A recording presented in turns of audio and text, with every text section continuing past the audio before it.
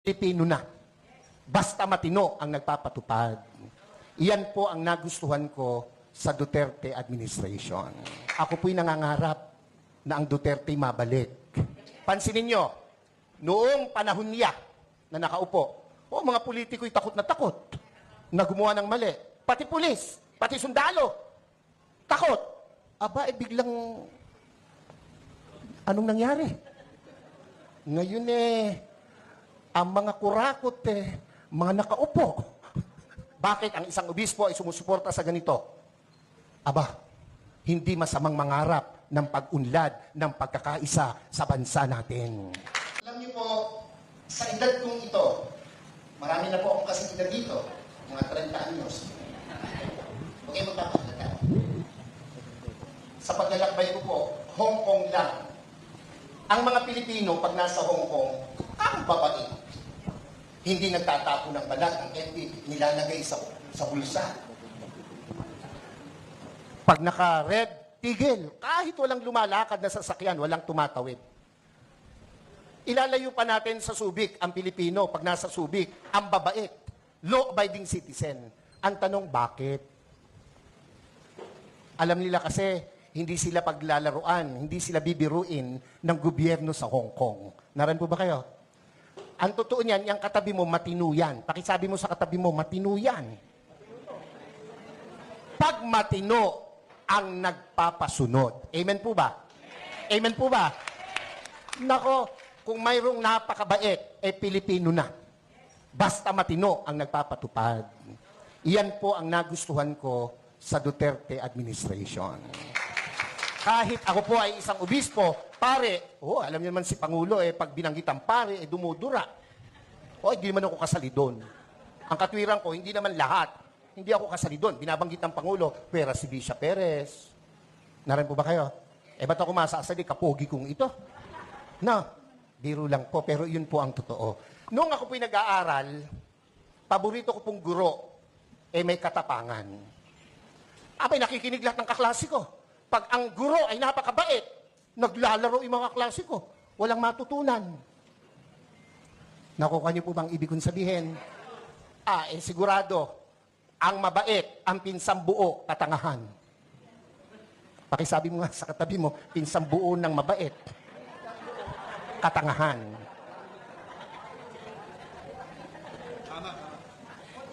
Ako po ay isang professor din by profession. Isa po ako sa kinatatakutan ng mga estudyante. Pag ako naglalakad sa koridor, nauubos ang estudyante. Pag pumasok ako sa pintuan, tahimik, para mga pinitpit na luya ang mga bata. Pero isa lang ang aking sinisigurado, may matututunan ang mga bata sa akin. Kaya po, ako ay kinatatakutan, pero pinakamamahal ng mga estudyante. Naran po kayo. Naran po kayo. Ako po'y nangangarap na ang Duterte mabalik.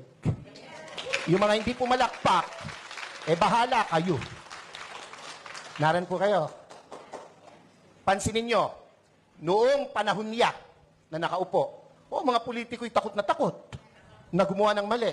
Pati pulis, pati sundalo, takot. Aba, biglang, anong nangyari? Ngayon ang mga kurakot mga nakaupo. Naran po kayo? Ako, tayo hindi pinanganak kahapon. Alam natin yan. Bakit ang isang obispo ay sumusuporta sa ganito?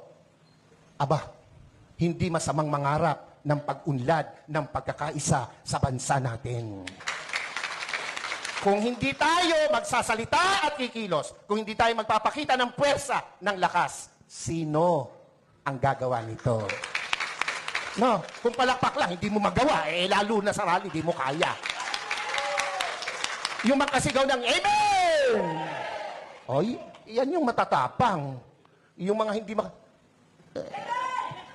nakikain lang yun.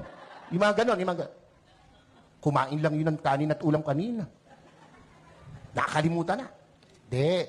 Dapat, ito ang tandaan nyo. Ang buhay natin, minsan lang.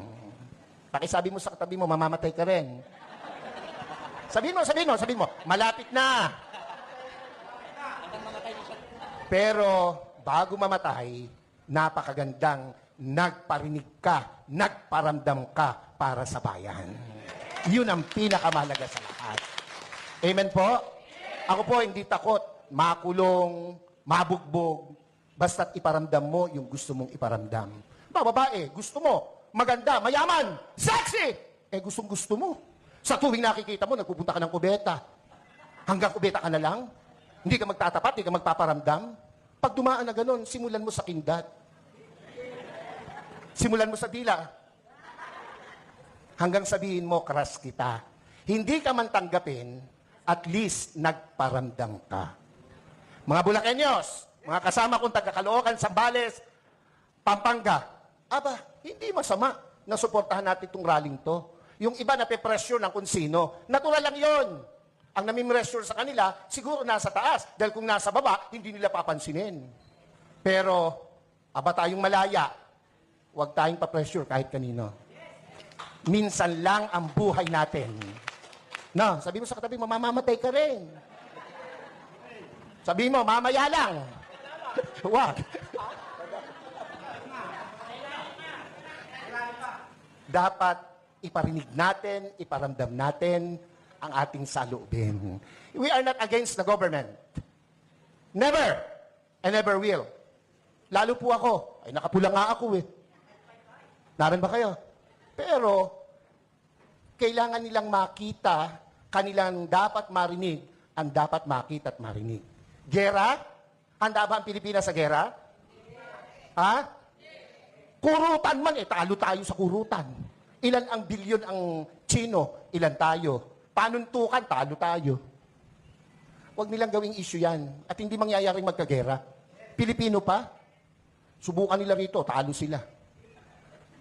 Kung ang laban lang ay chismis, panalo ang Pilipino. Ano?